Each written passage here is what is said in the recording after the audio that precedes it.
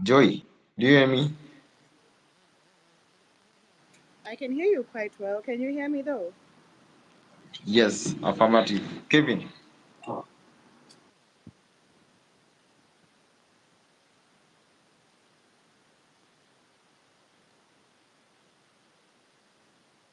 okay, I'm not. Let it first take the mic.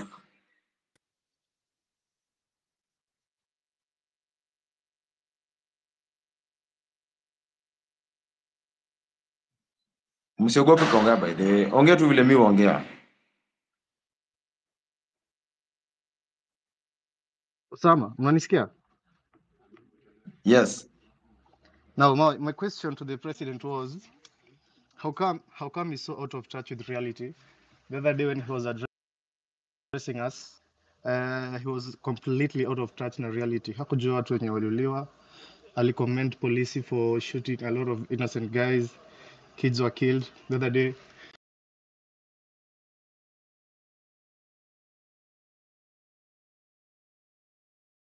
when that kid was killed, alikuwa anasema sisi tunataka dissolve government. I mean, cabinet yake. I'm so nervous. I'm sorry. Nataka dissolve. I'm speaking on behalf of my fellow Gen Zs, although I'm not a leader whatsoever. To dissolve the cabinet, siku reshuffle, could dissolve like what Kibaki did in the year 2005. Another thing is to hold all the rogue police officers accountable. Their photos are everywhere. We've seen them. None has been arrested. None has been posted on the DCI page. And we're asking why. The thing is, and whoever recognizes themselves as a leader to us who yako kwa kivyake na is on their own missions. Another thing is to please sort out the passport issues. Kidiki, our interior minister is somewhat also out of touch with reality and incompetent. He doesn't deserve to be there. We thought he was smart until he proved us wrong. Another thing is with the US Embassy. Wase wengi ukwendanga huko hivyo wanatuanga mingi sana kwenye hizo interviews and blah blah blah na eventually wananyimwa hizo visas. So can they also sort that out? Asanteni.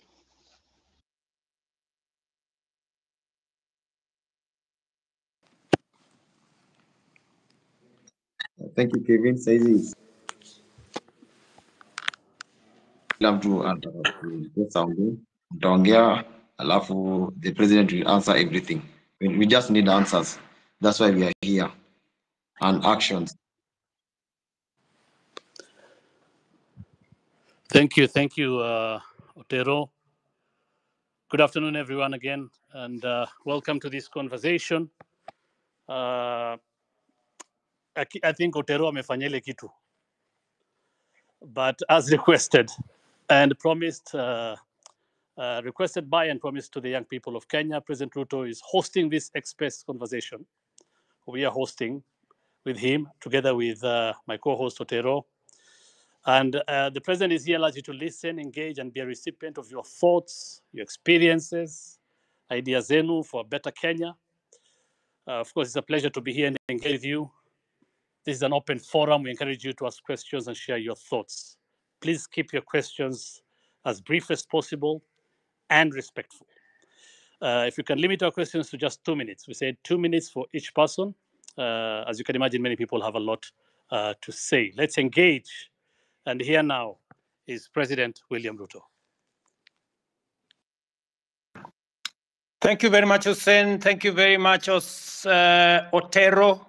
And welcome all good people, ladies and gentlemen, from different parts of Kenya, from different parts of the world to this conversation. As I promised, I have come and I want to apologize first that for the last almost 1 hour, we haven't been in a position to have a proper connection as technology would be. I think that is some of the vagaries of technology, but now I'm here.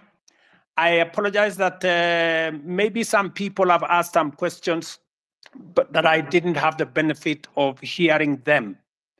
But let me say that I am very happy that we are having this conversation, a conversation about issues, a conversation about our country, a conversation about issues that affect each and every one of us. We are not discussing tribes, we are not discussing positions, we are not discussing all those things that are personalities and things like those.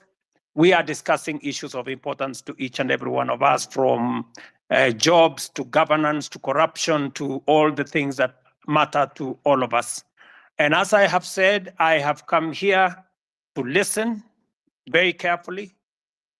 That one thing I have been accused of not doing, that is what I have come here to do, number one. Number two, I must say that maybe I have been listening in different other spaces. Now I have an opportunity to listen on this platform to different Kenyans from different parts of the world and from our great country, Kenya. Now, let me just say 2 or 3 things that I think I had the last 2 speakers who asked their questions. From Kevin, I think that maybe I'm out of touch. How did I not know what was happening in the country?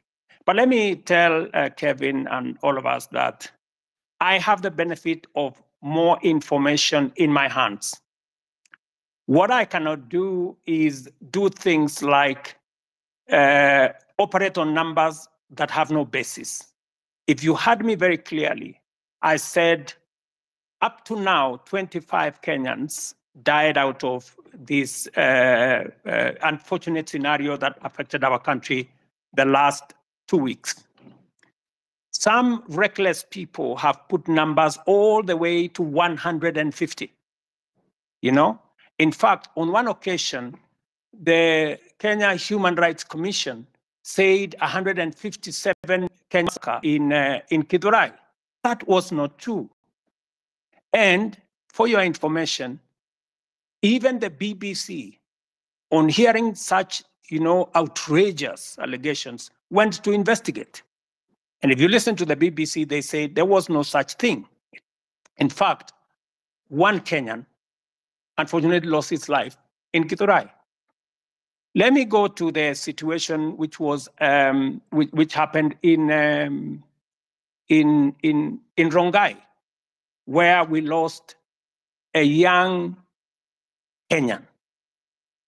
The situation in Githurai was that a criminal in Rongai, a criminal assaulted the police, took over the firearm of the police, and shot, and unfortunately that bullet went and killed a young Kenyan. And unfortunately, again, and we have to be honest with one another, it was said that this young Kenyan was pumped with 8 bullets. That is also not true in Rongai, And so there is a lot of information out there in the social media propagated by people to try and create a situation that did not exist. In fact, I heard Kevin say, I was asking the one who, did he die? Because, the one that was being said of 8 bullets did not exist. In fact, we have now found out that the one of 8 bullets happened several years ago, somewhere in Buruburu, and it was in a completely different scenario. But on Rongai, I was very clear. I had the benefit of information, and I spoke to that information. The same narrative I gave when I gave the interview on Sunday is the same narrative I have at the moment. I have also been, Kevin has also said that we need to hold the police accountable, and that is correct. And it has been said that I am the president. Yes, I am the president of Kenya, but the president doesn't hold absolute power. That is why we are a democracy. In a democracy, there is a system of checks and balances. The president is not a dictator. I cannot decide for the judiciary. I cannot decide independent decisions. I cannot decide for independent institutions. The police, and let me say this without fear of any contradiction. When I came into office, I said I will respect the independence of the police. In fact, the one act I did when I came into office, the first day when I sat on my table as president, I signed the instrument to remove the budget of the police from my office, because that budget was being used to manipulate the police. You all know that it is said, he who pays the piper calls the tune. So I did not want my office to be the one to decide for the police on who to arrest, who to charge, how to pursue corruption. I provide policy, the police run independently. In fact, if you read the Constitution of Kenya, the police is an independent institution. It doesn't take instructions from me. It doesn't take instructions from the Chief Justice. It doesn't take instructions from the legislature. They act independently. I agree, good people, that innocent lives were lost. And one life lost is one too many. I have said in my statement that as government, we are going to support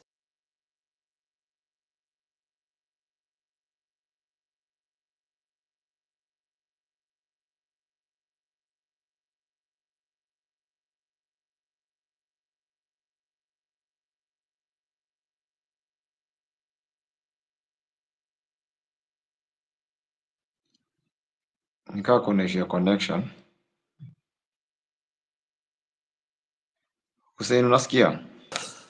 Nasikia Otero. Just one moment, let the president use my handset in the meantime. Osama Otero, I've got a question in regards to what the president has said just now.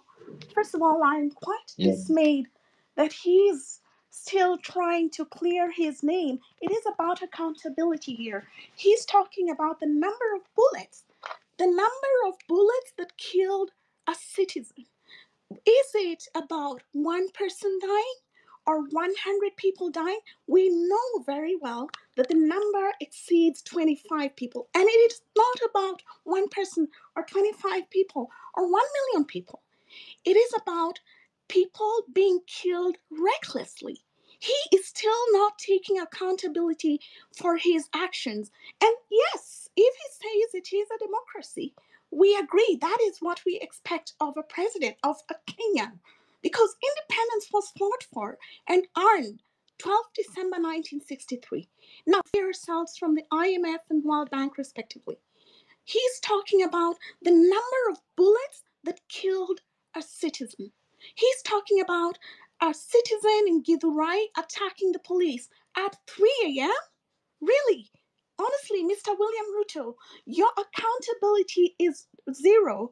I'm quite dismayed, honestly, because you came here to answer to the citizens, but you're taking zero accountability for it. And if you say they're independent, why do you laud the police for the murder of civilians? Why do you hold a press conference and tell the police that, citizens, that they're going to be met with equal force if they go and protest? And what he meant, he did not use the word protest precisely, but he said anyone who tries to disrupt the peace of the country. Protesters, how do protesters disrupt the peace of the police when people are killed? Why are police shooting at civilians on their balconies? Why are people fleeing Kenya so that they may have peace? Why are they being abducted? You might say that the police body is independent, but this is not a democracy. It is not functioning like a democracy, but a dictatorship, Mr. William Ruto. Because the way the police are handling the situation is not fit for a democracy. And you cannot deny that you're behind that. Because even though you say they're independent, you have the power to stop the killings. But instead, you go, after all the killings, you go hold a press conference and laud them. Sincerely, we saw Mano Mano last year, how you dealt with the citizens. Same scenario this year. When is that going to stop? What kind of a democracy is this? Can you define what a democracy is, Mr. William Ruto? I think you grew up in a very authoritarian family that you expect people just to dance to your tune. In a democracy, the right to picket and to protest is guaranteed in the Constitution. The countries you travel to, Germany and United States, first of all, why did you grant them visa-free entry to Kenya? Africans do not have the luxury, even diasporans don't have that luxury. The way diasporans are being treated at the airport, these bills. Now, what you did when you granted Europeans visa-free entry to the country is giving them the right to disrespect Kenyan citizens abroad. And the fee that was supposed to be incurred through the payment of visas is transferred to Kenyans. I mean, that is simple mathematics. You should know that. Okay, Kenyan German lady, thank you so much. Why don't you set the same expectations for European nations and the West in general as they set for Kenyans? Okay, why do you sit with them all the time and then the conditions worsen for Kenyans? Okay, if you can hear me, Kenyan German lady, let's give it. We said we'll limit this to 2 minutes so that we give everybody a chance to. No worries, no worries. You're at liberty, of course, to ask your question, Mr. President. Thank you very much. Let me help. Let me say this to my sister. The right to picket, the right, and I said it in my statement, is enshrined in the Constitution. But let me also make a distinction. I said the protesters, peaceful, within their democratic right, were hijacked. There are people who infiltrated. And I am very sure that the people who banned the office of the Chief Justice, the people who banned Parliament, are not the peaceful protesters. These are criminals who I was speaking to, and I was saying the police must stop criminals who are banning institutions, who are banning people who have gone to destroy people's property. I don't think those were innocent demonstrators. I know for sure that innocent demonstrators came out to protest, to picket, because it is provided for by the Constitution. But honestly, do you want to tell me that the innocent protesters, the people who had come to picket, are the ones who broke up shops, stole people's property, burned down Parliament? I don't think so. And we need to protect the protesters, but we need to keep the criminals who want to cause mayhem out. And I have the responsibility to do both by assisting, getting the police to do what they have to do. It is my responsibility to facilitate the police. The police will tell you, ever since I came into office, I have tried to assist them, to get them the right equipment, to get them the right capability to protect the country and to protect innocent protesters. Let me also tell you, many of the innocent protesters became victims of criminals who stole their phones. They were all over, who took away their money, who stole from them. This is the balance we need to get. But let me tell you, ultimately, after I have said everything I have said, I am ultimately responsible because I am president. And that is why I said it was regrettable. It was unfortunate that we lost lives in this engagement. And I have said government is going to assist all the families as to the extent that we can to make sure that we minimize the loss that they have gone through. Let me also say the following. On matters to do with passports, I think we have made a very big step in the right direction to make sure that we deal with the challenge of passports. And even now, we have given a green channel to Kenyans who are looking for jobs abroad. Today, there is a green channel at immigration to make sure that those Kenyans who have jobs abroad can be able to be processed much more easily. Let me also say, there is a reason why we have a visa-free regime in Kenya. And when I say a visa-free regime, it doesn't mean that people come to Kenya for free. That is not the same. It is that we have simplified the process. Today, you will come to Kenya. We have simplified the process because we want to escalate our numbers. And for your information, because of the visa-free regime, we now have a program called ETA. Our numbers for tourism have gone up by 500,000. More Kenyans today have jobs in our hotels. Our hotels in Kenya today are 80% full in many instances. If you speak to the tourism sector, they will tell you our numbers for tourism in 2022 was close to 1 million. Last year, it was 2 million. This year, we are heading to 2.7 million. It is part of the interventions that I have made. It is part of the changing of how do you come to Kenya. Make it easy. Today, you don't have to go to no office. Today, you can get your ETA, pay for it online, and be able to come to Kenya easily. And Kenya is not the only country in Africa that is doing that. We are all doing that. Look at what is happening in Europe. 27 countries in Europe, they don't have a visa between them. They have abolished visa between them. Why would we want to keep a visa regime that keeps business people, that keeps tourists out and makes it much more difficult for them to come and enjoy what we have? For your information, Kenya should not be having 2.7 million tourists. We should be having 10 million. In fact, London has nothing to show. London is blocks, old places. They have 20 million tourists. We should be having 10 million tourists. It is my focus that in the next 5 years, I want to double the number of tourists coming to Kenya by 2027, 2028, and progressively do that. Why do I need tourists in Kenya? I need to create jobs for millions of young people in our country. We need to create investment in Kenya.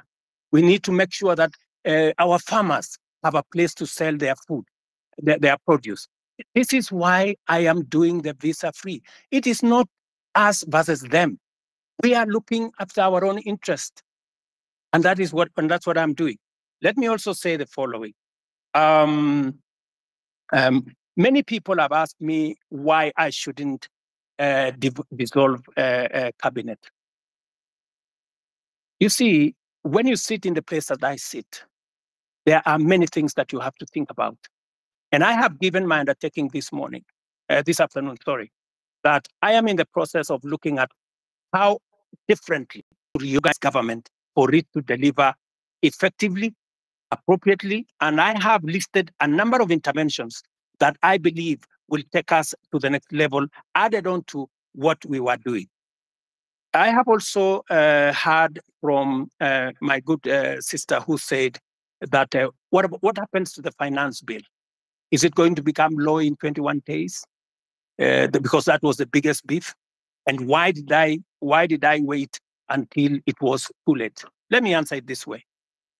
First, let me say that the finance bill today was a victim of many falsehoods and propaganda. The finance bill today was meant to achieve very important things for the Republic of Kenya. Unfortunately, I gave in because the people of Kenya had decided they do not want it, which is okay. But was there a problem with the finance bill? I would want a honest interrogation of the finance bill. For example, it was said that the finance bill had matters to do with increasing money for land rates and land rent and changing the whole configuration. Let me tell you, there is no single sentence in the finance bill that speaks to land rents and land issues. It was not true. It also says that we had put in there taxes that would make it difficult for suffering from cancer. Let me tell you that, in fact, in this finance bill, we had put there 2 billion shillings to pay for the people who have cancer, who have diabetes, who have hypertension, because under our universal housing program. In this same bill, we had put interventions that would create more jobs. We had said, for example, there is no need for us to import diapers, to import pampers, to import linker, to import furniture from all manner of places when there are enough factories in Kenya to manufacture these products. And these products manufactured by Kenyans, hiring Kenyan young people, building Kenyan wealth, we were protecting our own industries so that we can protect our own jobs and give opportunity to millions of young people, to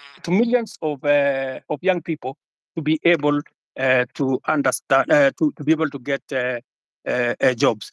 And also, let me just say this lastly, potatoes, good people. Is it right for us to import potatoes from Europe, or eggs, or onions? We had put duty on importation of potatoes so that farmers in Nyandarua, in Timau, in different parts of Kenya can sell their produce without competition from potatoes from elsewhere. These are some of the things that were in the finance bill. I admitted, which we didn't do as much communication as we should have. And that is a regret that I have admitted. But I am willing, I am ready, I am here to listen. Let me not say more. Let me do more listening. Well, Mr. President, sir, ni mzuri tuongee ukweli. Yes. There's one problem with you, Mr. President. Haunanga huruma. You are not empathetic. Na hii ni kitu imekasirisha watu wengi, Mr. President. Na hii shida yote ilianza ile time ya floods. Remember time ya floods? Wakati watu walikuwa wanateseka, you never even said a word. A week later on, we saw you on a private plane to the US, carrying all sorts of people, unnecessary people to the US. Hapo ndo shida ikaanza. You never said a word. Ukirudi bado nyumbani, tukaanza mambo ya reject the finance bill, kanyamaza tu, ukaona tunaenda maandamano. You never said a word until watu wakaanza kuuliwa. That's when you decided to reject the finance bill. Mr. President, surely mbona huo unanyamaza alafu unapenda uongo sana? Unaona tu vitu vinafanyika when it gets out of hand, alafu unaanza kuongea. Saizi kuna watu wanazika watoto wao saizi vile tunaongea. Saizi hata kuna rafiki yangu saizi anazikwa saizi. Ni matanga, hii wiki imekuwa ni matanga sababu ya maandamano. But you're here thinking about the economy. You're not even sympathetic to the families. Uja mention hata jina mtu mmoja. Kuna swali pia niliona umejibu kusema about Rongai. You asked us, kila mtu kwa hii space wanatoka from different regions in Nairobi, in Kenya. Yeah. Rongai, people are killed. Githurai, people are killed. However, the information you receive, unadhani, they tell you only one person was killed. Okay, that's a life too. They do not feed you. They do not feed you the actual information. So you are just weighing the deaths of people, the number of people. You just tonight, Kindiki was saying people are not killed, was not aware, people are not abducted, you are just arrested. Some of us were arrested. And your excuse is that the police unit is an independent body. Surely, Mr. President, I'm a police unit is independent. Alafu wakati wanauliwa, your excuse inasema the economy is growing. How can this? Right now, the country is mourning.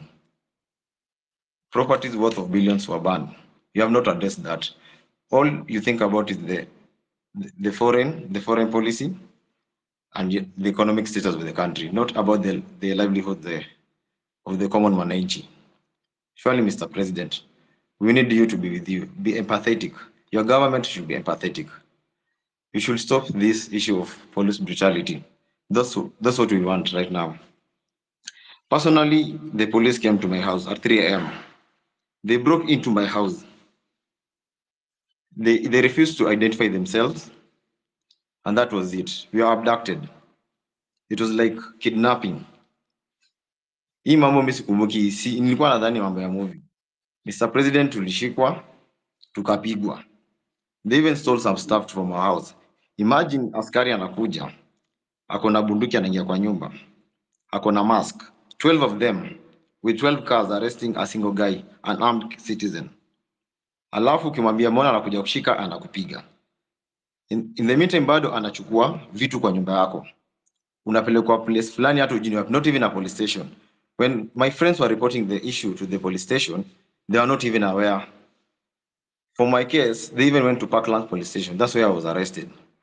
The OCPD told the guys, we know about this thing, but will not take any action. Meaning it was very criminal. The OCPD, Parklands police station OCPD, deputy OCPD was very much aware what was going on. We were not booked in any single police station. We were taken in a certain house. I think it was a safe house or something. I was blindfolded like 12 hours. Surely, Mr. President, are we in a terrorist country? We just want you to answer that. Okay. This is why we're in this space. Thank you very much, my friend. I regret your situation. If that is the kind of treatment you have gone through, I apologize. And I will take action in this manner. No Kenya. And I made a commitment to the people of Kenya that there will be no extrajudicial killing. There will be no River Yala. There will be no, we used to have 20, 30 bodies in River Yala. When I came into office, I said nothing of that is ever going to happen. And I want to promise the people of Kenya that that will not happen under my watch. However, I have had the kind of horror you have gone through. That is not right. What I will do after this engagement, I would like, I don't know, in a very secretive way, if you can send me the details of what happened, I will be able to take action, because you don't deserve the kind of treatment that you went through. Let me also say the following. You have talked about empathy. Maybe, people are born differently. Maybe we empathize in different ways. For the case of the floods, I even convened a whole cabinet meeting to just respond to that matter of floods. 3 cabinet meetings. My minister was on the ground. I was myself in Kiamaiko, in person. I came there in Kiamaiko. And for the first time, my brother, for the first time, normally when people are removed from places, they are brutalized. They are removed and nobody cares about where they go. Nobody cares about what happens to them. For the first time in the history of Kenya, I made sure that every Kenyan who was living in the riparian reserve was given money for alternative accommodation. We paid every Kenyan who left that place 10,000 shillings to be able to relocate away from the danger of the floods that were on the river. I mean, it was the best that I could do in that circumstance. And I promised them that under our housing program, because they are list, under our housing program, we are going to consider them the first beneficiaries of our social housing program. I made that commitment in public. If you ask our peers for housing, they already have the data on these Kenyans who were removed from the riparian reserve, who had to be relocated for their own safety. For your information, we lost many Kenyans who were sleeping there, but they were carried by the floods. And it was the best thing that I could do. I went there in person. My minister was there consistently. I had 3 different cabinet meetings to attend the issue. We committed close to 400 million to make sure that those Kenyans who were in that situation were attended to. Maybe it wasn't enough. Maybe I should have done more. Maybe then I should apologize for not doing more. But to the best of my ability, is providing money to relocate people who have been affected in situations like the one in the flood. Okay, Mr. President, on the issue of Githurai, you said there was only one casualty, which is a lie. Mr. President, acha nikwambie tu kweli. Githurai inasemekana there are more than 200 people who were shot dead. Some wengine hata wajulikani mahali wako saizi, vile tunaongea ukweli saizi. In Rongai, they shot some guys pia, wakakuficha wakakwambia ni mtu mmoja. Na ni ukweli, reality kwa ground watu walikuwa wanauliwa. Ina ni ukweli, watu walikuwa wanauliwa. Tulikuwa huko, wote tulikuwa maandamano. Alafu kuna issue nyingine. This rogue cop amekuwa kichapa watu risasi, anachapa watu risasi open air, kila mtu ana camera there. The DCI doesn't do anything about it. Amekuwa all over social media, in the media, but you don't even say a word about him. Muriri, that killer cop ameua watu. Watu wanazikwa kila siku sababu yake. Juzi ilikuwa last week Wednesday, nilikuwa town. Nilimwona akitembea tu town vizuri along Moi Avenue, very happy, very healthy. He's a killer cop. Nothing has been done to him. Hivi vitu tumekuwa tucomplain tangu kitambo. For how long should we be talking about this? About the killer cops?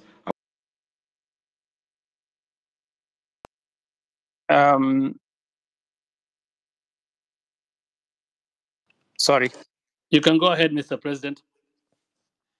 My good brother, you know, it is good to be brutally honest. And I will not, as president, or even as a Kenyan, ever say anything that is not factual, especially on a very serious matter of people losing lives. Are you saying 200 people were killed in Githurai? Really? I mean, my friend, I mean, where are can the family step forward? People who are saying our members of our family are missing. They went to Maandamano or they went to picket and they did not come back. 200 people is not a joke, my friend. So I really want to plead with you. I am sorry to tell you, you have wrong numbers. I'm sorry to tell you that. It is Mr. not President, possible. we even have the names. It's all over social media. Hata saizi tunaweza post, tunaweza soma hizo What about majina. social media? I want to offer We have you. the names. I want to Even the offer you. faces. We have the Tomorrow, faces and the I names. want to offer you to bring the names and family members of the people who are saying they are not there. Don't even take them anywhere. Bring them to State House. Them family members who are saying, I have lost so and so. My fellow, a member of my family was there on Monday last week. He went to Maandamano and he didn't come back. And where possibly are the bodies? You know. So I mean, really, my good friend, it is just good to be. You know, we are dealing with a very serious issue. Please let us not use information that is not verified. It just helps to create a situation that is not correct. Mr. President, I have another question too. Kindiki yesterday. Otero, tupatie wengine nafasi, at least you're co-host. Ya mwisho alafu nimuulize alafu ni ad mwingine. Mr. President, jana Kindiki alisema guys were being arrested, not abducted. When a guy is arrested, it means the area police station or the area OCS or CPD is aware. When I was arrested, Parkland's deputy OCPD was not aware, meaning these abductions are very illegal, right? Let me say the following on matters of abduction. You know, first, let us agree first that the era of extrajudicial killing is no longer with us. There is a new problem called abduction. And it is something that I am going to exercise my mind on, because the police have clear rules of how to arrest citizens if they have to arrest citizens. There is a clearly stipulated procedure on how that is done. And if anything is done outside the procedure, then it is illegal and it is punishable. So when the police arrest somebody, they must declare to that person that they are policemen, they are arresting this person for this and that and that and that, and they take him to a place that is known. So that is a matter that I will take up and I will deal with it. Okay. Thank you, Mr. President. Otero, tuko na wewe bado utauliza maswali, naona umeanza wewe ni Otero, so unaamua vile utafanya, but patia watu wengine chance. We'll take three. Can you add Wakili Saruni? We'll take 3 people, 3 at a time faster. We have I'll bring in Alai, followed by Edith, followed by Gray, and for the 4. So again, Hussein, I really don't think Alai should speak, because his comments will be biased. This space is basically about what we are going through in the street. Alai doesn't know about it. In short, Alai amekuwa kiongea mbaya kwa hili story ya maandamano. I really don't think Alai can speak for himself. We can't limit anybody from speaking. Everybody has the freedom to speak here. No, Alai is very bad. So thank you. Let's have Gray Mara can speak, but Alai, no, he hasn't been against this. Thank you. Otero, I've been an advocate of freedoms for a very long time, especially when we don't agree. So I would ask you to learn that lesson, that you should listen to people, especially when they don't agree with you. And that's what the president is trying to do here. We don't agree with him, and that's why we want him to listen to us, and he agreed to come to the space. And moving forward, Mr. President, you know that your success is our success, and we really want you to succeed. The problem is that I don't know if you really want yourself to succeed as a president of Kenya. Because from the moment you got to be the president, there are things you did which I think just sabotaged your presidency. When you decided to say that you are not going to listen to intern doctors, I said, does the president know what he's doing? Because he's touching the hearts of Kenyans. These are the people who spend most of their time in public hospitals. When the president didn't take up the matter of pending bills and tell the counties and the national government to pay the pending bills, you know that one is touching the middle class, the working class. And these are the people who mobilize their children, called Gen Zs. And they came out and said no.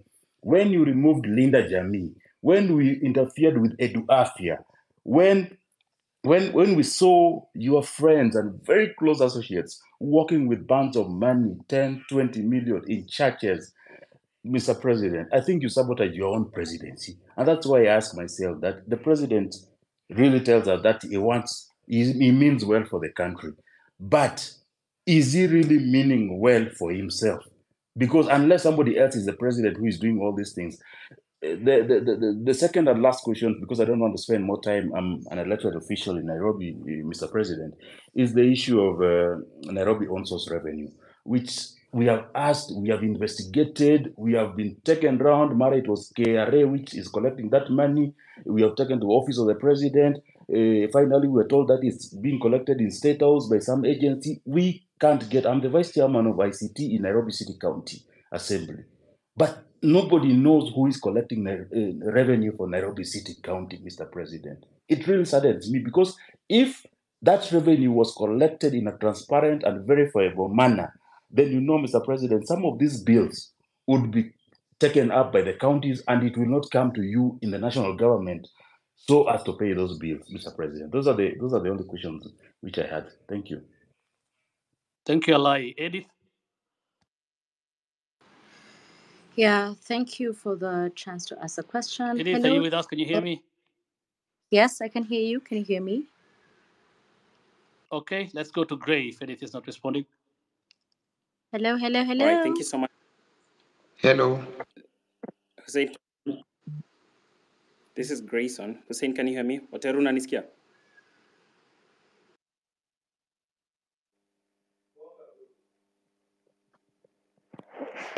I can hear Eddie and I can hear. I'd like to ask my All right, question if you can all hear Okay, me. let's have one person speak.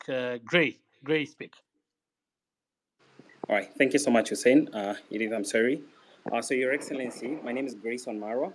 My question to you is one, and my question is on this very, very emotive and very, topic that we love talking about as a country, which is corruption.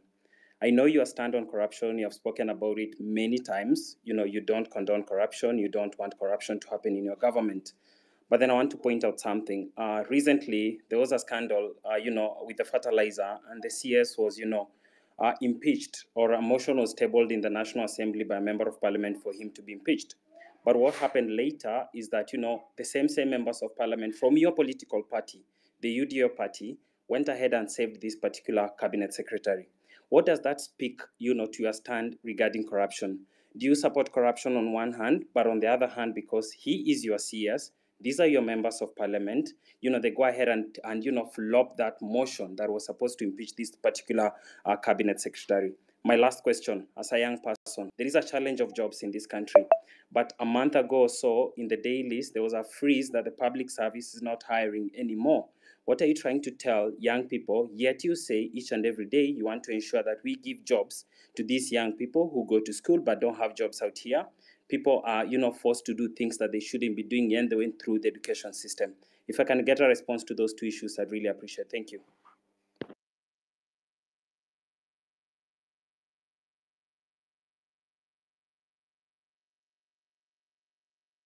Grayson, Do I unaweza rudia answer? question please? Do I answer those, or I thought we said we take three people? Can we take maybe Eddie? Eddie was somewhere. There is a lady called Eddie was somewhere or something.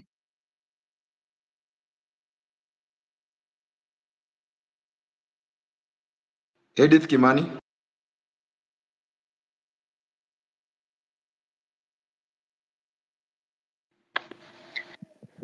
Pero from my end, I see she's a listener. Maybe you can add her to speak from what I'm able to see on my end. Okay.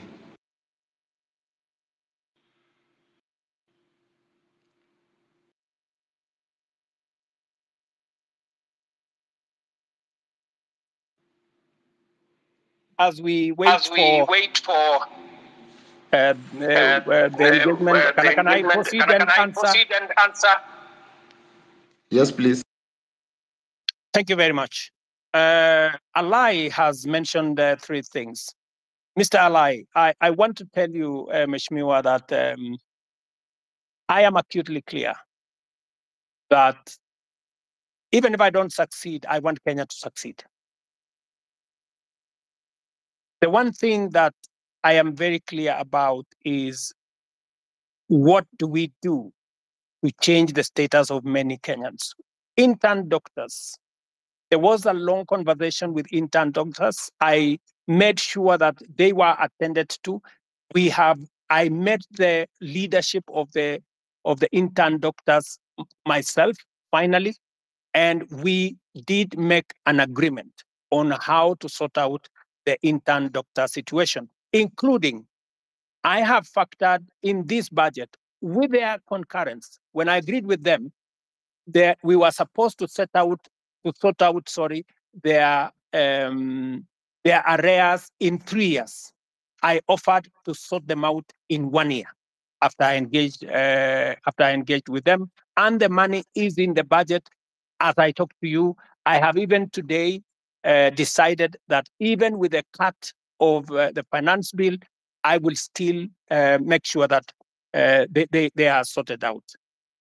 The issue of pending bills. My good brother, we have pending bills in the region of 650 billion. It is the reason why I appointed Mr. Ouko, our former Auditor General, to interrogate all the pending bills for purposes of making sure that we can pay them. In fact, one of the items that I listed this afternoon, which was also in the budget, is a provision for us to begin the journey to sort out pending bills, because it is crippling businesses of people, it is destroying enterprises of Kenyans because government is not paying. The third thing that you have said about Linda Mama or Linda Jamii and Edu Afya, I have done three things. Maybe the explanation. Let me give you just the explanation. Itakata space. On Linda Mama. Am I audible? Yes, you are, Mr. President. Sorry about that. What we are doing is, under our universal health coverage, I promise the people of Kenya that we need to ensure that we don't leave other Kenyans behind.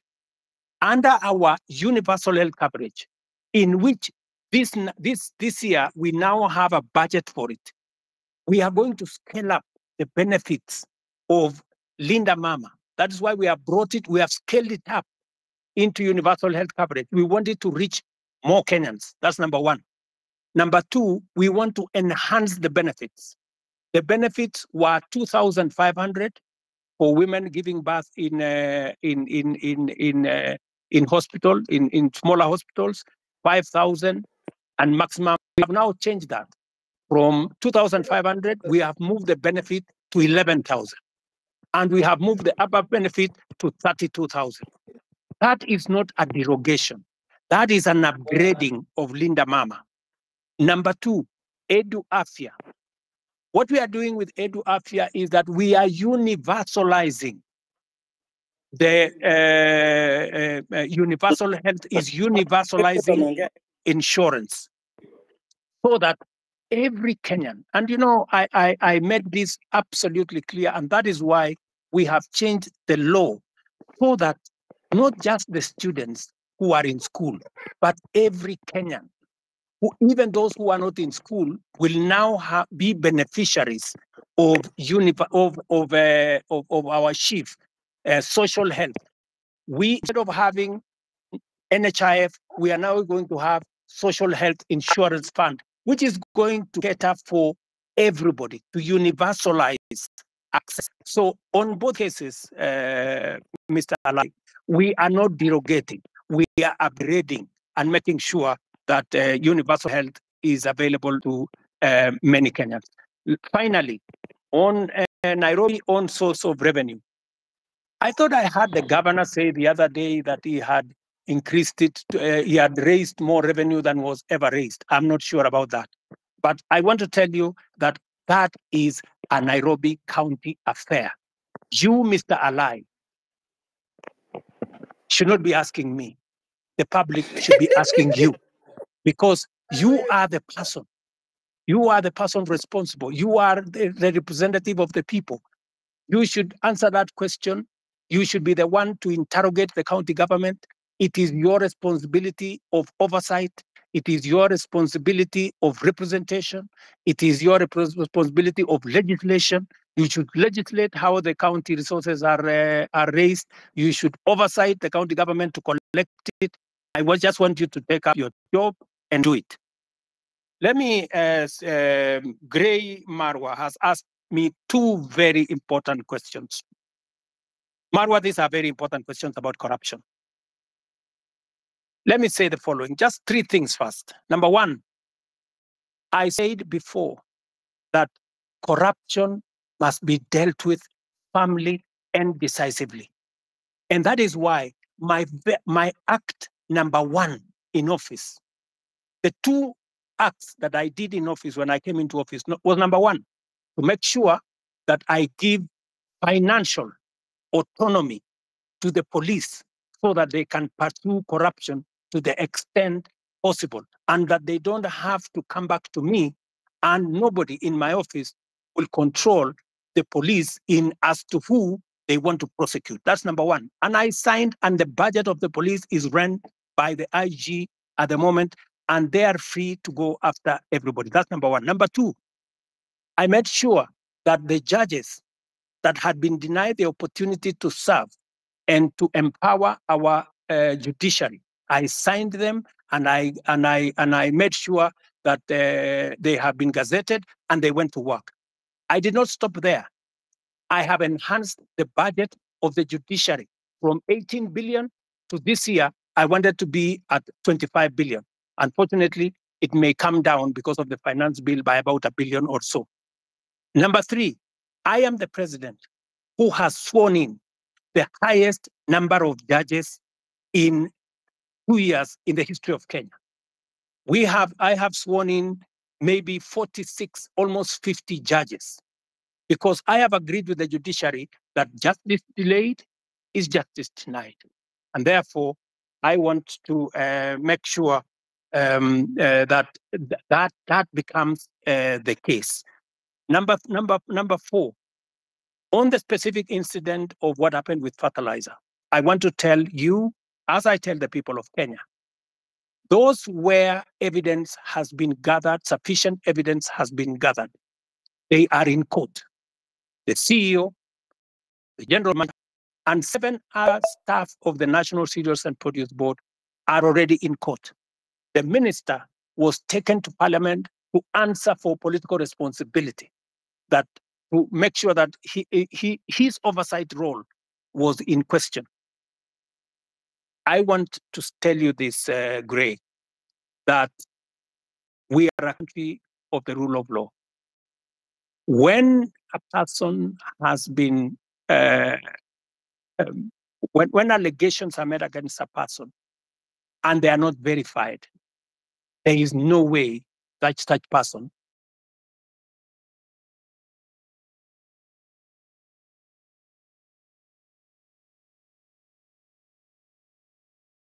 can be held to account. But when they are verified, like the case of the officers who worked under the minister that were verified, they are in court.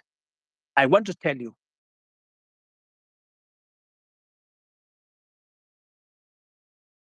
for any principal secretary, the day they are taken to court, I will fire them.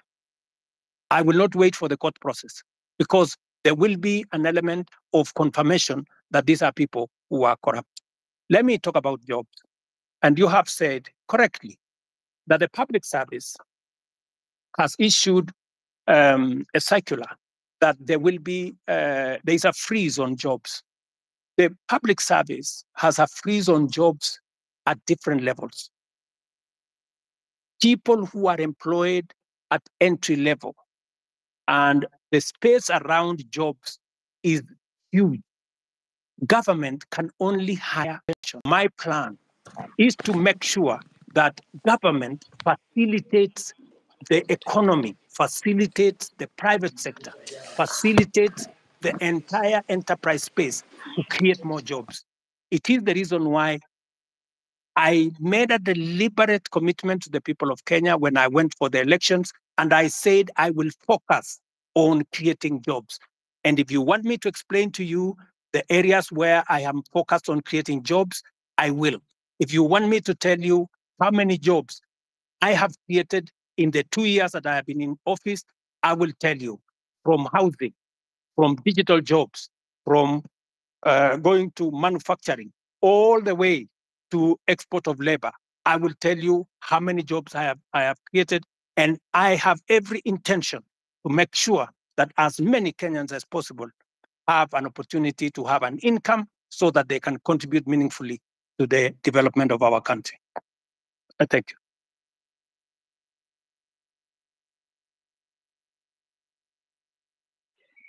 Kiling, you can speak. Thank you very much for this chance to maybe ask some few questions to the president. I'll be very brief. I only have 3 questions to make. One, Mr. President, is that like most of the people have said, is that your government is full of lies because of one. I want to put it clear that when Finance Bill 2023 was passed, we believe that the revenue that was going to be collected during that period were going to be used for development.